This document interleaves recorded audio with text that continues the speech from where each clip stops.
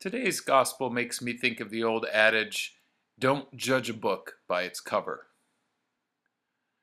What that means is that when we look at a book, it may not be very appealing on the outside, and we may discard it because of that, even though inside it contains a phenomenal story. While we may look at other books who have magnificent covers and lots of exciting pictures, we may buy that book and then be disappointed because it's not very well written.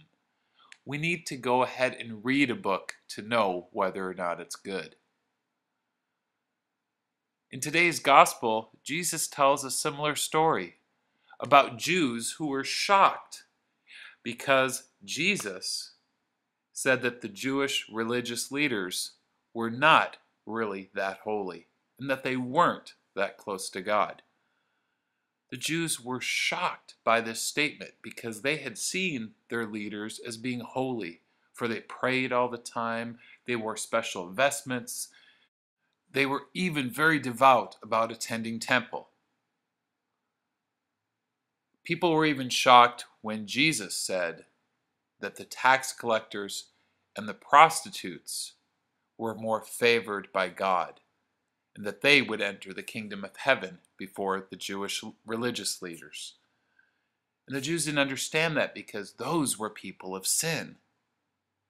Well, while they may have been people of sin, they wanted to love God, and they tried to avoid sin and follow God's commandments, and love God and love other people.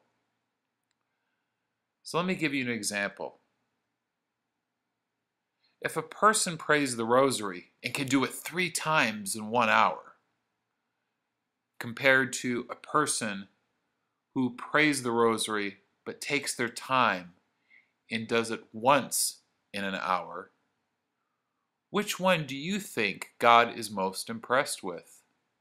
Well, I would have to say it's the person who takes their time and only does it once in an hour, because they're praying from their heart, while the other person is praying it just to get through it, and it lacks meaning. You remember last week I talked in my homily about how it's not our responsibility to judge people, and that only God can see what's truly in our heart. But yes, it is our responsibility to try our best to have a deep and meaningful relationship with God, and that we need to pray from our heart and try and follow God's commandments. That is what God wants. He loves us, and He wants us to love Him and other people. Bless you.